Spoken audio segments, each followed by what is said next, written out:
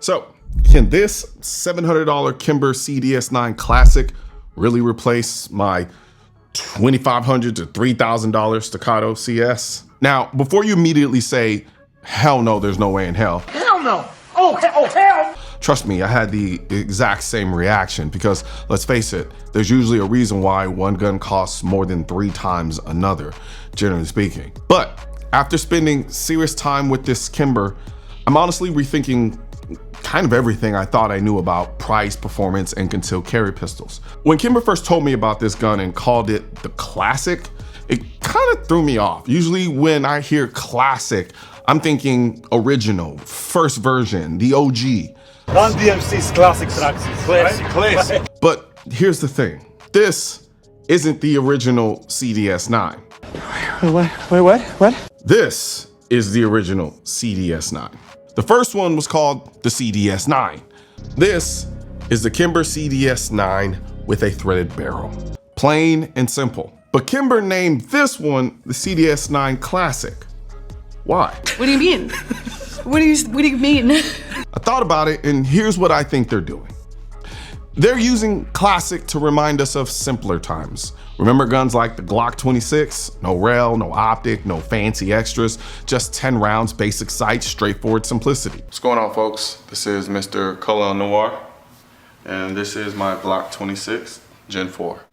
There's something honest about that simplicity, and I think that's exactly what Kimber's aiming for here. They stripped this CDS-9 Classic back down to basics. No accessory rail, no flashy serrations, just clean, simple, diagonal serrations, which I actually really like. It doesn't scream for attention. It quietly commands respect. Now, I'm gonna be completely honest. I actually prefer the looks of this stripped down CDS-9 Classic compared to the previous model.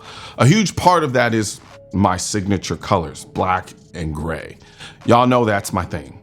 But beyond aesthetics, there's a real appeal in its simplicity. This original CDS-9 kind of feels like a barbecue gun. It's pretty, it's flashy, and meant to be seen. But the Classic, it's simpler, more refined, and purposeful. Before you finish watching this video, a word from our sponsor. Have you ever thought about making a living in the firearms industry? If you enjoy gun repair, ballistics, and learning about firearms, Sonoran Desert Institute's online courses might just be a good fit for you. To find out more, visit sdi.edu or call 480-999-4767 today. Now, let's talk about the grip texture. See, it's a modernized take on traditional stippling. It's consistent and it's really refined and it's precise, contrary to how most stippling was back in the day. It feels secure and comfortable without being overly aggressive.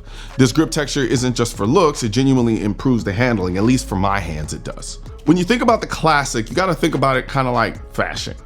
There are trendy styles that are flashy, like oversized t-shirts and big jeans and things like that. And then there's the timeless styles that never go out of fashion. That's kind of like the straight, slim fit, regular pants and like a tight t-shirt or some shit. That's how these two guns feel compared to each other. This one gives me timeless, confident, and purposeful. It doesn't rely on flashiness because it kind of doesn't need to. Ergonomically, Kimber nailed this one. See, with my Hobbit-ish style hands, big palms, shorter fingers, this gun fits naturally and is very intuitive for me, at least in my hands. It fills my hands very comfortably without feeling cramped. When I'm holding it, I feel like I'm holding something much bigger, much steadier. Other guns kind of in this size class can be overly thin. It almost feels like you're holding a credit card. They're small, but they're also kind of uncomfortable in a way, or not very reassuring in your hands. But now I want to talk about the trigger. You see, at around the upper part of $700 street price wise, you'd expect kind of corners to be cut, considering the other gun was in like the kind of 800, 900 range. They didn't do that here. Everything about this Classic version is exactly the same internally as the other one. Now, the trigger on this gun is actually exactly what I would expect from a $700 trigger. It's smooth, it has a short uptake, and it's really crisp break. It's a very damn good trigger. Like it really makes it easy for me to modulate and shoot this gun, whether I'm trying to shoot nice tiny little groups or whether I'm trying to shoot really, really fast. This trigger kind of gets out of the way and lets you do whatever it is that you want to do. But it's not overly light like a competition gun. This is very much a exceedingly clean and crisp defensive trigger.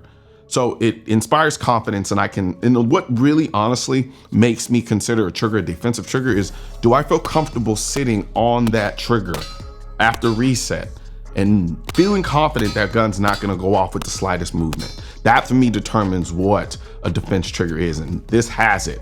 But not only that, once you start engaging the trigger, it's really clean and it's very crisp. And I can't speak any more highly of the trigger on this gun. Now, here's an interesting thing. You see, polymer guns absorb recoil differently than aluminum guns. You see, aluminum frame guns like this CDS-9 Classic kind of transmits recoil to your hand directly, whereas like a polymer gun will kind of soak up a little bit of that recoil because it flexes a bit. Now, you might feel a bit more recoil sensation with this because it is aluminum, but here's the important part. There's far less muzzle flip. It stays flat, and it stays flat because of that weight that you get from not just the metal on the slide, but the aluminum. So this gun just sits on target, and it's obscenely beautiful. Like, I really enjoy it from that perspective.